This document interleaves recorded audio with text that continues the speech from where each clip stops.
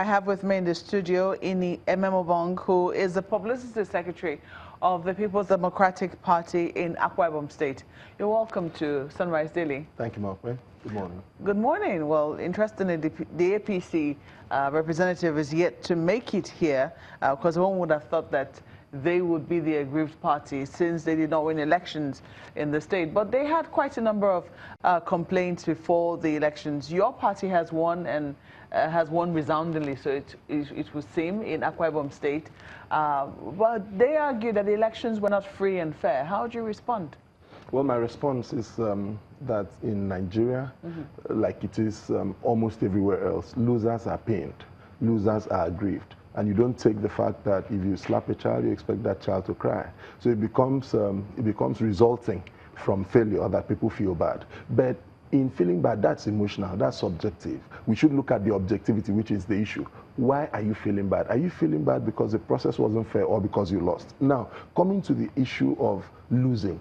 The elections, you recall, I remember the series of interviews, we were the ones shouting, we were the ones crying that, look, we need free and fair elections in Akwa Ibom State. Let the will of the people be freely exercised. We insisted against the militarization of that elections because we knew in Akwa Ibom State, like it is with every civil population, you can manage the police. Mark, if you see a policeman here, you feel normal because their duty is civil protection. But immediately you see a camouflage, you're like, is there a problem around here? And that is why we said, listen, we don't have reasons to have militarization. But that still happened. We cried out that members of the APC had boasted publicly at several fora, insisting that federal might will consume Akwa Ibom. And we said to the world, what are the components of federal might? That means that you intend to influence the umpire, you intend to militarize the elections, you intend to threaten the populace, the voting populace. And we kept insisting on that. Mark, but just before the election. You know, I was going to, let me quickly point out something. You said that you can't expect to slap a child and answer the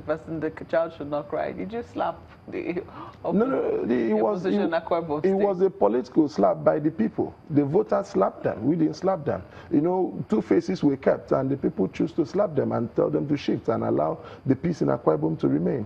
And you see, they did it in a resounding manner that but despite the intimidation, despite the harassment, we have over 1,000 members of the PDP who were arrested and incarcerated for absolutely no reason. I take you to Donny Tebet's unit, the former petroleum minister. Now, in that unit, there's a gentleman called Namsidion.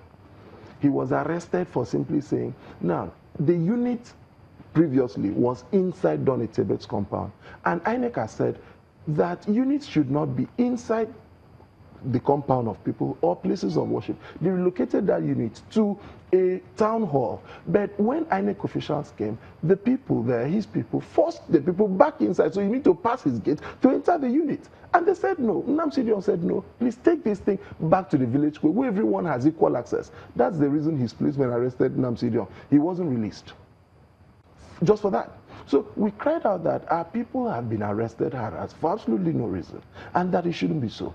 In the unit where Obong Simaikere votes in Ikorobasi, there are pictures to show where armed military personnel are the people arranging the queue. So do you expect PDP people to be allowed on that queue? In Independence High School, correspondents, journalists were not allowed in. Particularly, the correspondent for TVC was beaten blue-black and chased out of the place. That is how the result from that place had 0 for PDP. Now, so these things happened, and we kept saying, this is not elections. These are not how elections should be done. But again, because God rules over the affairs of men, while people were busy boasting about federal might, if you remember, when my former boss, because history cannot be obliterated, I served under him as SA students. When my former boss made the Warsaw comment, we said it is wrong. He explained on a channel's program and said that he has foreseen the federal forces that will arrive, that when they arrive at Akwa Ibom, it will be akin to the German invasion of the Polish capital. That why he has left the PDP is that he doesn't want to be consumed in that invasion. And we started saying, what have you seen that you've not told us? He said, listen, it will come, that federal might will come so mighty. Therefore, he needs to take cover in the APC. We thought he was joking until the federal might arrived. Mark, several units and detachments of the Nigerian army arrived at Akwa Ibom. Countless units of police formations arrived at Akwa Ibom. And we're asking, we don't have a single communal clash in Akwa Ibom. We don't have cases of kidnappings. In all of these issues that have happened prior to election. No single member of the opposition, that's the APC in Akwa Ibom, has been killed. None has had his house boggled. So we are just talking, it was a war of words, ordinarily. So what necessitated the massive invasion of security into Akwa Ibom?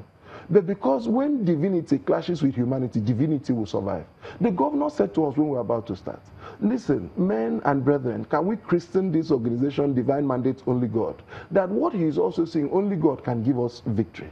The treatment in Rivers was the same that was supposed to happen. Mark, we shouted. We on a particular day, we showed, I think it was on a Tuesday, we showed pictures of people loading thugs in Edo State. We showed the pictures of the buses. And we started shouting. APC said no, that it was a figment of our imaginations. Mark, but between Benin and Uyo, from 2-3 p.m., the buses started entering Uyo. At one point, 15 buses were arrested at the same time, and the boys were asked on video, where are you coming from? They said Benin. What are you coming to do? They said they are coming for burial. Whose burial? They didn't know. But so the civil populace and the army detachment that is on that border took them to the police station. You know, so in one breath, I am trying to get this straight now.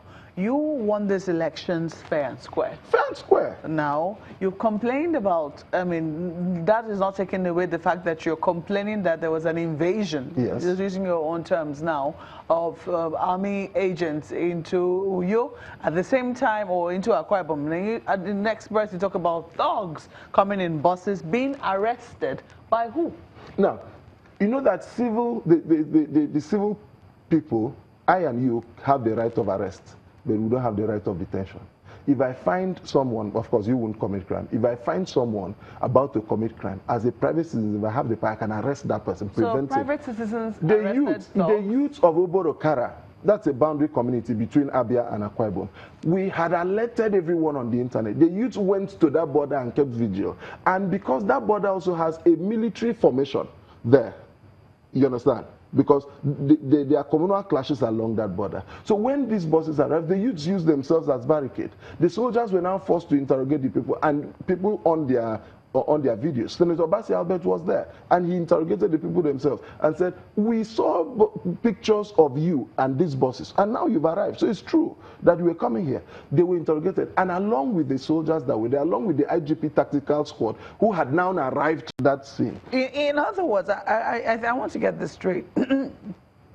Are you saying then that the military did not exactly interfere in the elections in Akwa Ibom? No, at that particular scene, yes, it became impossible for them to do otherwise, because the civil population that had arrived at that place had arrested those people in their presence, made sure that it's just like preventing this thing from being stolen in your presence. You are now a witness.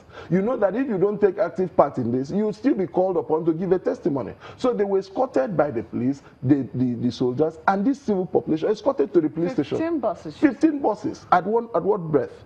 15 buses. Some of the buses had used other routes and made their way into you.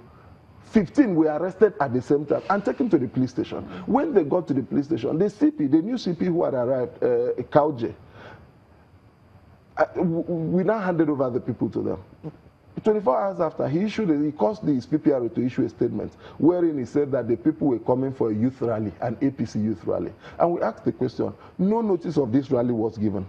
Up until when the elections held, this rally did not hold. Okay, if you are saying, since you now know more about APC than APC itself, which denied the existence of these people, haven't found them coming to your state for a youth rally that didn't hold, shouldn't you take them back? Shouldn't you escort them back? The people stayed throughout the elections. Those people were released. They stayed and participated in elections. But do you know what the civil population... What role did they play? What other role than disrupt elections? No, let us know what role they played. In Ibom Sultan, people who raised the INEC office, you remember that on the morning of elections, an INEC office in Ibom Sultan was raised. We traced it to these Edo people. In Ikono local government area, where there were issues of going unit to unit shooting and carrying ballot boxes. Now, when we complain that soldiers interfered, we hear that the army authorities are saying, those were not soldiers, they were fake soldiers. We say, well, if they are fake soldiers, it's your duty. Because immediately we see someone on camouflage, which is why we said that there should be no military presence during elections. The duty of the military is to protect the territorial sovereignty of a country and not to participate in civil elections. Now, if you say that they were not, the duty of explanation is on you. Therefore, it is for the military to pin whoever wore their uniform on them. Now, so we had incidences of disruption of units until people became aware, which is why I issued a statement the day before the election and asked communities to activate their local security measure. Mark, but do you know what happened? Communities began cutting trees and sealing the roads. So even if you're a military man, when you come, drop your car, come by foot. Let's know what is happening. That is how we're able to secure part of the elections. And that's why results came. When we finished the elections, they tried to disrupt the circulation of materials. They couldn't. They tried to disrupt the elections in several units, in many units. You know, elections could not hold. In wards, like a whole ward in where Senator Akwa comes from, Ekpeyong ward, the entire materials were hijacked and carted away and taken to a family compound a family compound in the Akpabio's place. And now we kept reporting all of this. And you know the problem? The problem is that when they carry the material, sometimes they forget the card reader. When they hijack material, sometimes they forget the core members. And we simply pack the core members and they write reports. So that is why in a Senudum, where Senator Akpabio is from, out of 11 wards, you only had results in 2 wards because the rest of materials in the other wards were carted away. And now, so if you're saying that these people, you know, in most instances when they were arrested, some have died from gunshot injuries because some went to villages they didn't know, they were overpowered by the youths, and some were beaten up, some are still in the hospital. And you ask them, what did you come to do in Akwa Ibom? Yeah, I thought you said you came for a burial. So those were the things that happened. Recall that we insisted that the manner with which police commissioners are being changed in Akwa Ibom is worrisome. The last one that came just before the presidential election, Kauje, arrived at that place and for over 21 days never reported to the governor of the state. But we hear that he was having meetings with the opposition. And the question is, even if you had the desire to work for the opposition, at least courtesy report to the governor of the state. He's the chief security officer. If lives are lost during election, it is the governor and the CP who must answer. And so those were issues we found very disturbing.